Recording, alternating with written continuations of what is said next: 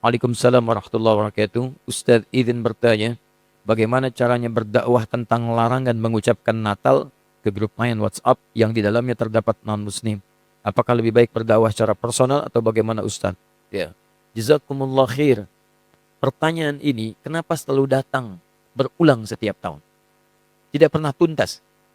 Padahal ketentuannya sudah diketahui dengan jelas, aturannya juga sudah dipahami dengan baik, dan ini sudah selesai sebetulnya masalah ini. Sudah selesai, tinggal kita hanya perlu penegasan saja dan meyakinkan pada diri kita dengan keimanan. Baik, pertama teman-teman sekalian, jelas bahwa hukum mengucapkan ucapan selamat, ingat baik-baik, mengucapkan ucapan selamat pada agama lain, di luar keyakinan kita, dalam keimanan kita sebagai muslim, itu tidak diperkenankan. Haram hukum yang mengucapkan selamat misalnya A, selamat B, yang dalam selamat itu ada unsur pengakuan. Awas, ada unsur pengakuan, ada din selain Islam atau agama yang dibenarkan selain Islam. Itu adalah wilayah keyakinan iman kita. Sebetulnya sama aja. Yang bukan Islam pun, non-muslim pun meyakini kepercayaan dia yang benar. Jadi sebetulnya itu keyakinan standar setiap pemeluk agama. Itu indah sekali. Ya, indah dalam Islam itu. La ikraha fid din. Baik, tidak ada paksaan dalam agama. Kita nggak boleh paksa orang. Tapi kita pun tidak boleh mengikutkan keyakinan kita pada keyakinan orang lain. Dan itu sebetulnya standar dalam keyakinan beragama. Silakan cek. Quran surah ketiga Ali Imran ayat ke-19. Paling kiri sebelah atas. Inna dina indallahil Islam. Inna dina sungguh ad-din. Ad-din. Pegangan hidup. Hal yang mendekatkan pada Allah. Din yang dipahami dengan agama itu, kata Allah, nggak ada yang lain di sisi Allah kecuali Islam. Di Allah sudah mengatakan, lihat, yang saya ridhai, yang saya tetapkan hanya Islam, tidak ada yang lain. Bahkan kalimatnya menggunakan inda, indallahi. Inda itu bisa berarti yang sangat dekat, bisa berarti yang ridhai, bisa berarti juga yang ditetapkan. Bahkan kalau dalam konteks kemanusiaan, yang dimiliki. Misal, ana indik qalam. Ini punya saya. Yang lain bukan punya saya. Kata Allah, inna dina indallahil Islam. Yang saya tetapkan itu Islam, yang lain enggak saya tetapkan. Bahkan kalau antum buka lagi sampai ayat 85-nya, nanti antum akan temukan, wa may yabtaghi ghairal islami dina falan yuqbala minhu. Pakai lan. Siapa yang mencari selain Islam, mengakui selain Islam, menetapkan selain Islam, kata Allah, enggak akan saya terima. Dan kalimat tidak menerimanya menggunakan lan. Ada lan, ada la, itu beda. Kalau la, itu harfu nafyin, menafikan sesuatu, tapi juga hati-hati. Tapi juga penafian ini bisa dua jenis. Penafian mutlak, atau yang kedua, penafian saat itu, tapi dunal istiqbal. Tanpa yang akan datang, saat ini saja. Contoh penafian mutlak dalam kalimat, asyhadu an la ilaha illallah. Saya mengakui tidak ada Tuhan kecuali Allah. Ketika la-nya menafikan, mutlak. Ketika menggunakan alif lam, la ilaha, ketika menggunakan illa, isbat. Isbat itu menetapkan yang satu, menafikan secara mutlak yang lainnya. Dia katakan asyhadu an la ilaha, saya mengakui, menyaksikan tidak ada Tuhan sama sekali, mutlak. Tolak. Illa, tetapkan, kecuali Allah, hanya Allah saja. Yang lain ditolak secara mutlak, hanya Allah yang kita tetapkan. Makanya ketika antum bersyahadat mengatakan asyhadu an la ilaha illallah, maka antum hanya menetapkan Allah saja dengan segala hukum yang telah Allah tetapkan dan menolak yang lainnya yang tidak Allah akui. Sekarang Allah tetapkan agama, din yang saya tetapkan hanya Islam saja. Yang lain saya tolak. Dan penolakannya menggunakan lan. Perhatikan, pengakuannya menggunakan la illa, penolakannya menggunakan lan. Dalam ilmu nahwu, gramatikal bahasa Arab, lan itu harfu nafyin wa nasbin wastiqbalin. Harfu nafyin, huruf yang menafikan, tolak. Nasbin, menasabkan, kuat penolakannya. Wastiqbalin, sampai kapanpun. Masa kapanpun. Mau sekarang, mau alam kubur, sampai mau kiamat. Perhatikan cara menerjemahkan ayat itu.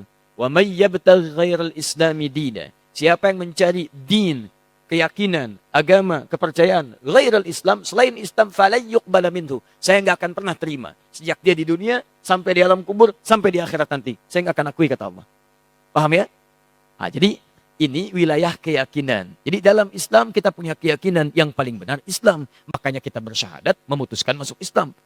Non-Muslim, dia punya keyakinan. Yang benar menurut dia adalah kepercayaan dia. Makanya dia memutuskan mengambil keyakinan dia. Jadi wajar kalau kita mengatakan misalnya, maaf, ini Islam yang paling benar. Sebagai Muslim, wajar. Aneh kalau ada yang mengatakan, katanya yakin Islam yang benar, tapi mengakui ada yang lain selain Islam. Itu aneh. Makanya dalam teori ini tidak berlaku, teman-teman sekalian, tidak berlaku hukum pluralisme. Gak berlaku. Pluralisme itu pemikiran yang aneh. Ya, semua agama benar. Mengantarkan kemudian kepada Tuhan yang sama, cuman caranya beda-beda. Jadi dari semua yang benar itu, mana yang paling benar? Silakan cek. Kalau semua agama benar, ngapain antum masuk Islam? Ngapain antum memeluk ini? Artinya Anda meyakini dari semua yang ada itu, Anda memutuskan ini yang paling benar. Makanya para pemikir kita sekarang mengatakan, pluralisme agama itu bagian dari agama baru. Jadi gado-gado dikumpulkan semuanya, jadi kepercayaan baru. Hati-hati. Dan saya katakan pluralisme itu kemusyrikan kontemporer. Awas, hati-hati, kemusyrikan kontemporer. Jangan terjebak pada persoalan-persoalan yang demikian, itu mesti hati-hati. Nah, sekarang saya masuk pada inti jawabannya. Saya lambatkan ya. Saya mohon maaf karena kalau mengurai terlampau agak cepat karena waktu kita sangat terbatas. Sekarang saya runtutkan supaya runut bahasan kita. 1. Sebagai seorang Muslim, kita meyakini bahwa hanya Islam yang benar. Seperti non-Muslim meyakini kepercayaan dia yang paling benar. Itu urusan masing-masing. Tapi kita sebagai Muslim meyakini bahwa Islam yang benar. Baik, hati-hati, pelan-pelan. Dan keyakinan kita ini bukan hanya dikuatkan oleh ayat-ayat Al-Quran, tapi juga dijamin oleh undang-undang. Jadi kalau kita mengatakan hanya Islam yang benar menurut kepercayaan kita, itu undang-undang menjamin itu. Apa kemudian pasalnya? 1, dasarnya Pancasila. Sila yang pertama, ketuhanan yang Maha Esa. Nah, dalam memahami ketuhanan yang Maha Esa ini, maka rumusannya lihat di undang-undang dasarnya. Pasal 29, ayat 1. Negara berdasar atas ketuhanan yang Maha Esa. Jadi konsep bernegara kita itu didasarkan pada ketuhanan yang Maha Esa. Jadi kalau kita meyakini hanya Allah Tuhan yang Maha Esa, maka keyakinan kita dijamin oleh undang-undang. Dalam menjalankan keyakinan ini, diatur di pasal keduanya, di pasal 29 ayat keduanya. Di dalam memahami pasal 29 ayat 1, terjemahannya adalah, cara memahaminya pasal 29 ayat 2.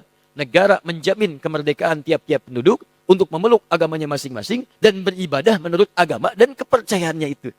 Jadi kalau kita beribadah dalam ketentuan Islam, ibadah pertama kita kan tauhid. Ibadah pertama kita syahadat. Karena itu syahadat menempati rukun pertama dalam ibadah, dalam Islam. Inna dina indallahil Islam. Tidak ada agama yang diridai Allah kecuali Islam. Kita masuk Islam. Ketika akan masuk Islam dan mengamalkan ibadah dalam Islam, di hadis Muslim, nomor hadis yang ke-8. Lihat dalam muqaddimah jilid pertama, teman-teman, di Sahih Muslim, nomor hadis nomor 8 paling kiri sebelah atas.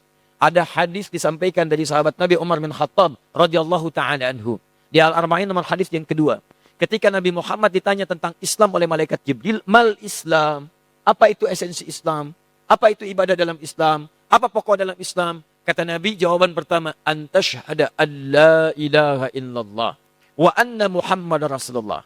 Kamu harus menetapkan, bersaksi, berkomitmen bahwa tidak ada Tuhan selain Allah. Yang layak disembah hanya Allah saja. Dan cara menyembahnya mengikuti tuntunan Nabi Muhammad SAW. Makanya ibadah pertama kita itu syahadat. Pengakuan hanya Islam yang benar. Hanya Allah Tuhan yang benar. Yang lain kita tidak akui sebagai Tuhan. Tidak ada Tuhan selain Allah. Tidak ada agama selain Islam. Ketika Anda mengatakan itu, undang-undang menjamin. Jadi sebetulnya kalau ada orang yang menyoal Anda, nggak boleh itu keyakinan begitu. Itu intoleran. Dia sedang melanggar undang-undang. Paham ya? Dia sedang melanggar undang-undang. Karena undang-undang kita mengatakan setiap kita punya keyakinan dan ibadah, kita dijamin. Keyakinan pertama kita ada dalam syahadat kita. Ketika meyakini itu semua dan beribadah dengan lisan kita, bahkan dipakai dalam solat. Asyhadu an la ilaha illallah, asyhadu an la ilaha illallah, wa asyhadu anna Muhammadar Rasulullah. Itu ibadah kita. Syahadat dipakai dalam solat. Solat bagian ibadah yang keduanya. Jadi jangan khawatir kalau antum ditanya misalnya, apa agama Anda? Islam. Ada nggak selain Islam yang benar? Tidak ada. Keyakinan saya, Islam yang paling benar. Tidak ada Tuhan selain Allah. Anda intoleran. Maaf, Anda melanggar undang-undang. Paham ya? Ya, jadi jelas. Hukum negara kita jelas. Hukum negara kita jelas. Jadi ini bagian yang pertama. Sekarang, lihat. Saya ingin tunjukkan tidak ada keindahan aturan. Kecuali dalam Al-Quran. Bagaimana menyikapi yang tidak sekeyakinan dengan kita. Indah. Turun ayat. Quran surah kedua Al-Baqarah. Ayat 256, paling kiri sebelah bawah. La ikraha fid din. Qad tabayyana ar-rusydu minal ghayy. Hei, Kita meyakini, kamu yakin Allah Tuhan yang benar, Islam agama yang benar, tapi Anda tidak boleh paksa orang pada keyakinan Anda. Gak boleh kita paksa. Jadi kalau Anda paksa orang, apalagi dengan senjata misalnya supaya masuk Islam, bawa golok, Masya Allah, datang ke angkot, ayo masuk Islam, ayo masuk Islam. Itu gak boleh. Tembak orang, bom orang misalnya, supaya masuk Islam. Itu gak boleh. Bahkan ketika orang itu masuk Islam dalam keadaan terpaksa, Anda yang dosa. Anda yang dosa. Indah dalam Islam itu. Kita akui Islam yang benar, kita akui Allah Tuhan yang hak, tapi nggak boleh paksa orang pada wilayah keyakinan kita. Nggak boleh. Bagaimana kemudian kita bisa menerangkan nilai-nilai Islam? Caranya dakwahi mereka. Sampaikan risalah. Sampaikan keterangan. Maka turun Quran kemudian teman-teman sekalian. Surah ke-16 ayat 125. Ini manhaj umumnya.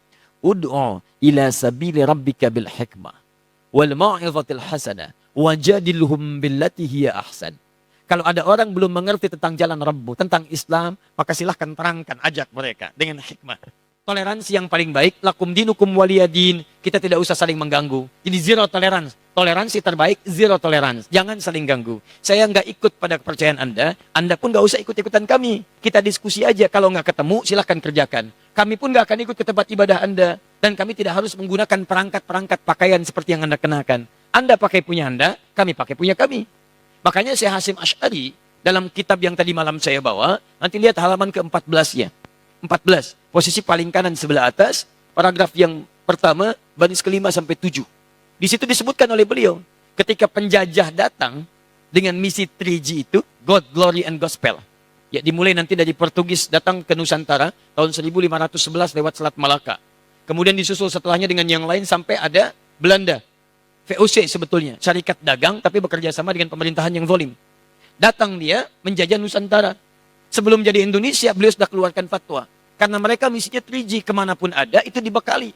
Ya, dalam perjanjian Tordesillas, tahun 1492, Paus Alexander yang ke-6 membagi dunia jadi 2 bagian. Untuk barat itu Spanyol, untuk timur itu Portugis. Diberi misinya 3G. Sekarang 4G. Ya. 3G, Gold, Glory, Gospel. Gold, itu maaf, pencarian rempah-rempah emas. Jadi monopoli ekonomi. Ambil. Glory, itu ekspansi, penjajahan. Makanya ketika datang kita katakan penjajah. Silahkan cek dalam buku-buku sejarah. Penjajah. Datang, menjajah.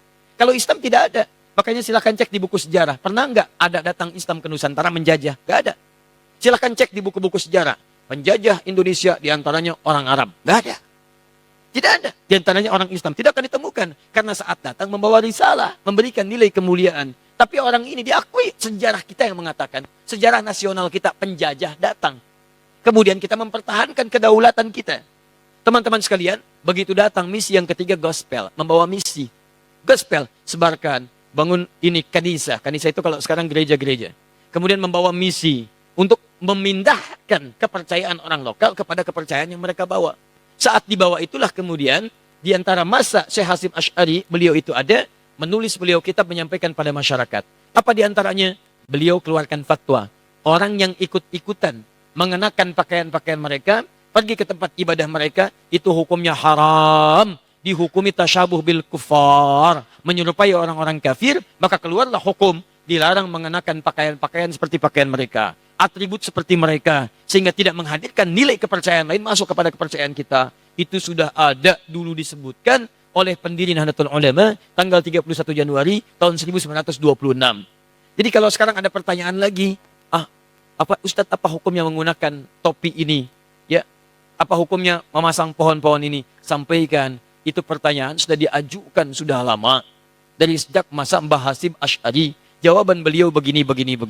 Kalau ada ulama memberikan fatwa yang berbeda, sampaikan, maaf Pak, Anda telat. Anda keduluan oleh tokoh yang sangat luar biasa, hafal hadis, ya, hafal turunan-turunannya, dan ini kesimpulannya, kitabnya di sini, halaman sekian, paragraf sekian, baris sekian, sampai dengan sekian. Sekarang jawaban yang terakhir, lalu bagaimana menyampaikan pesan kemuliaan pada saudara-saudara kita sebangsa setanah air yang sekiranya akan merayakan nilai ibadah dalam agamanya. Kita katakan begini, saudara-saudariku, kita hidup berbangsa setanah air, kemudian kita hidup satu naungan Ibu Pertiwi. Mari kita jaga kerukunan dalam kehidupan ini. Kita saling tolong-menolong untuk membangun bangsa kita agar tumbuh menjadi bangsa yang maju, modern, terlibat dalam kehidupan dunia yang elegan. Namun kami bermohon maaf karena dalam bangsa ini ada Bhinneka Tunggal Ika, berbeda-beda tapi satu tujuan, tujuan membangun bangsa, bukan tujuan membangun akhirat. Dalam hal kehidupan beragama, kami mohon maaf, belum bisa mengucapkan ucapan selamat karena di wilayah itu kita beda keyakinan. Dan ini dijamin oleh undang-undang, tapi mohon maaf sebesar-besarnya, ketidakmampuan kami mengucapkan selamat bukan berarti hubungan kebangsaan kita pun harus kemudian menjadi, tumbuh sifat negatif, tumbuh sifat saling membenci. Tidak, ini bagian ranah keyakinan kita saja, yang dengan itu kita saling menghormati. Jadi Anda yang berkeyakinan, dengan keyakinan Anda, silahkan. Kami tidak ikut-ikutan untuk itu. Kami mohon maaf tidak bisa mengucapkan selamat. Tapi kami menyayangi Anda. Kita bahu-membahu membangun bangsa. Dan bila pun ada urusan-urusan kehidupan yang bisa kami bantu, bukan urusan ibadah, maka kita mari terlibat sama-sama dalam keindahan membangun bangsa ini. Selesai. Kuat. Dan gak usah malu. Dan tolong, apakah ada non-muslim memaksa kita untuk mengatakan selamat? Tidak. Ini agak aneh memang. Non-muslimnya aja nggak nuntut. Kenapa muslimnya rame? Jelas ya? Yang bikin rame kan orang-orang kita juga. Dan kita itu siapa mereka? Orang-orang penyakit ada hatinya. Itu yang bikin rame. Silahkan lihat tuh. Yang ribut mengucapkan masalah itu bukan non-muslim. Non-muslimnya biasa-biasa aja. Itu yang orang-orang ada penyakit di hatinya. Dan sebetulnya itu tantangan terberat kita. Itu yang paling berat. Ya. Termasuk maaf itu. Dakwah-dakwah kita Al-Quran dan Sunnah juga terganggu dengan orang-orang kita sendiri. Orang lain itu diam aja, kelihatannya nggak ada masalah. Orang-orang kita aja.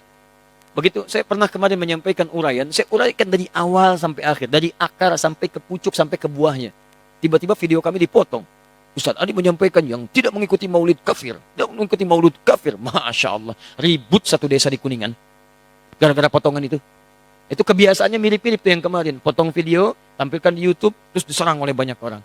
Saya kemudian lihat ini siapa sebetulnya, polanya itu begitu. Kalau saya mengajak pada persatuan umat, menerangkan dalil, saya tuh nggak pernah paksa orang, mau ikut silahkan. Tidak, nggak ada masalah. Beda pendapat wajar. Kalau ada perbedaan, ayo duduk bersama. Sampaikan. Anda benar, saya akui. Anda salah, saya tidak paksa.